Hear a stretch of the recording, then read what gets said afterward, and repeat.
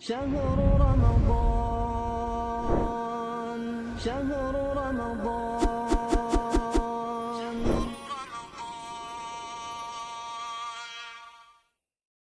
Assalamualaikum warahmatullahi wabarakatuh.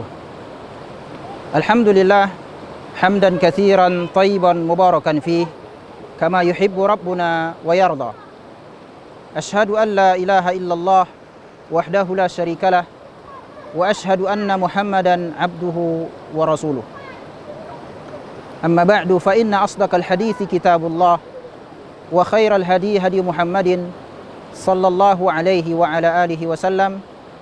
Wa syarrul umuri muhdatsatuha wa kullu muhdatsatin bid'ah wa kullu bid'atin dhalalah wa kullu dhalalatin finnar.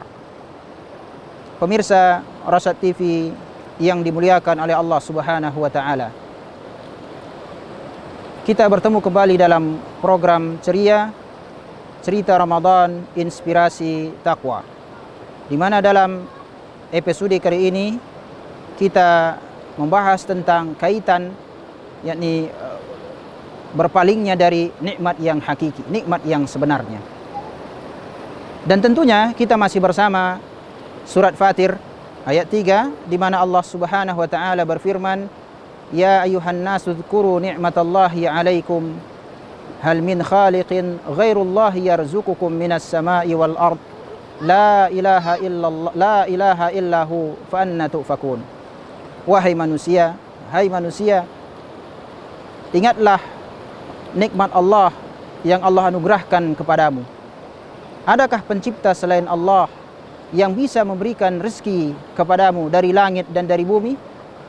Tiada sesembahan yang berhak disembah kecuali Allah. Lalu bagaimana mungkin kalian berpaling untuk mentauhidkan Allah? Berbicara masalah nikmat yang hakiki, maka perlu kita mengetahui apa yang dimaksud dengan nikmat yang hakiki.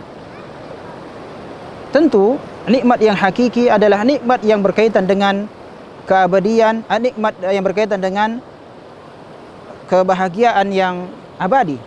Sebagaimana para ulama mengatakan nikmat itu terbagi dua, yakni nikmat mutlaqah dan nikmat muqayyadah. Nikmat mutlaqah yang berhubungan dengan nikmat kebahagiaan yang berkaitan dengan kebahagiaan yang abadi. Tentunya kalau bicara tentang berkaitan dengan sesuatu yang abadi, kebahagiaan yang abadi, tentu enggak ada kaitannya dengan dunia. Kalau seseorang memiliki rupawan, badan yang kuat, itu tentunya ada masanya. Kalau seseorang sudah sampai pada usia yang senja, tentu dia akan menjadi lemah. Begitu juga kekayaan, jabatan, ada masanya. Ada masanya dia tidak akan mendapatkan apa-apa, ada masanya dia akan pensiun dan tidak lagi memiliki kekuasaan. Berkaitan dengan harta, bisa hilang harta tersebut dengan suatu bencana yang Allah turunkan misalnya. Jadi yang berkaitan dengan hikmat hakiki itu tidak ada kaitannya dengan urusan di dunia ini.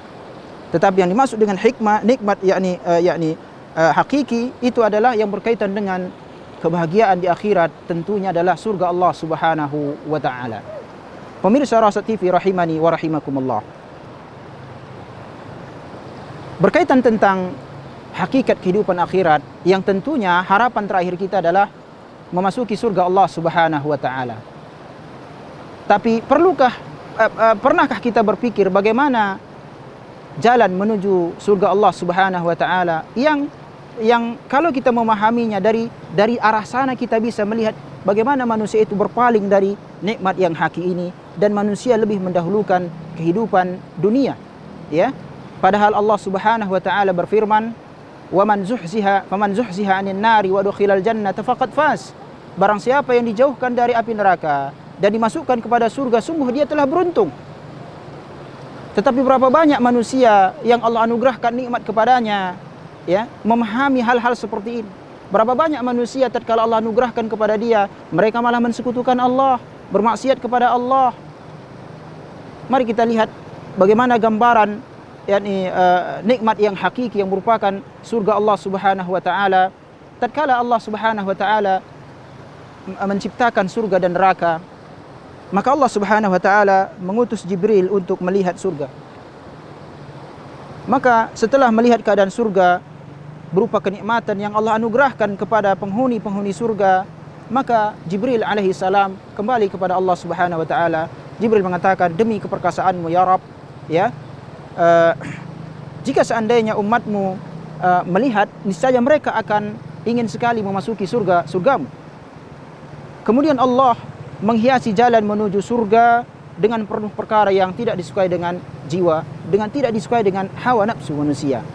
Maka tatkala Jibril alaihi salam diutus kembali oleh Allah Subhanahu wa taala untuk melihat keadaan surga, ternyata Jibril mendapati jalan menuju surga itu penuh dengan perkara yang tidak disukai hawa nafsu.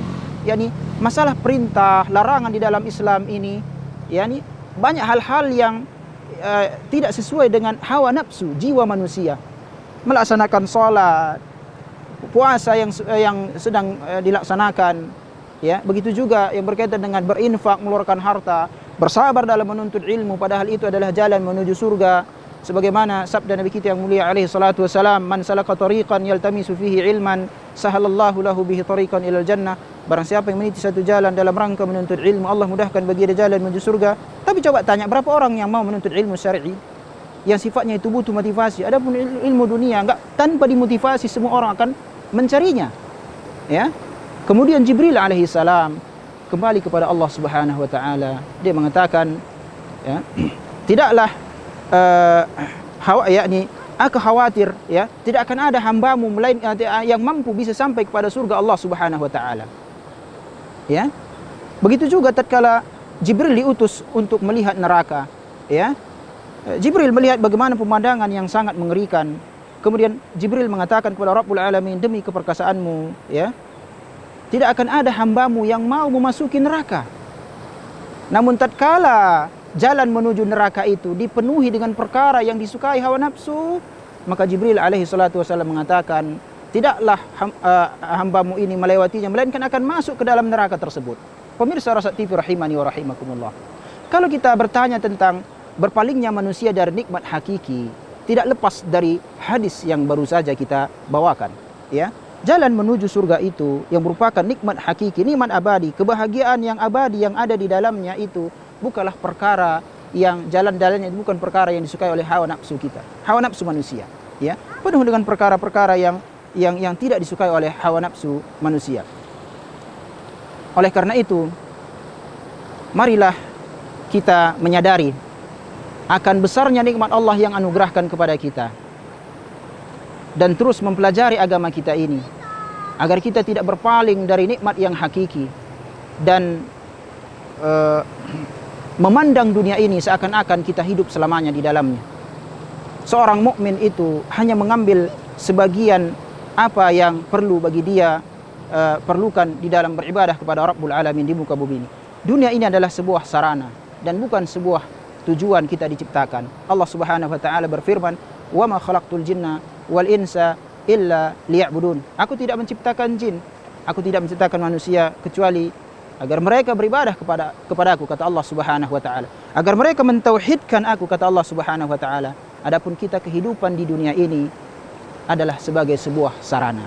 Maka jangan jadikan sarana sebagai tujuan, dan tujuan hakiki, yaitu kebahagiaan hakiki, nikmat hakiki, malah dijadikan hanya sebuah sarana untuk mendapatkan kehidupan dunia yang sifatnya sebentar ini. Demikian pemirsa Rasat TV rahimani wa rahimakumullah. Mudah-mudahan bermanfaat apa yang telah kita sampaikan dari beberapa pertemuan-pertemuan kita, dan tentunya nasihat bagi diri saya pribadi dan juga kita semua untuk senantiasa terus mentauhidkan Allah Subhanahu wa taala, untuk senantiasa mempelajari agama kita ini, untuk senantiasa mensyukuri nikmat Allah Subhanahu wa taala. Ya ayuhan nasu dzkuru nikmatallahi alaikum hal min khaliqin ghairullahi yarzuqukum minas sama'i wal ard la ilaha illahu fa anna tu'fakun. Hai manusia, ingatlah akan nikmat Allah yang Allah anugerahkan kepadamu. Yang dimaksudkan adalah bersyukurlah atas nikmat-nikmat Allah yang Allah anugerahkan kepadamu. Adakah pencipta selain Allah yang dapat memberikan kepadamu rezeki dari langit maupun dari bumi?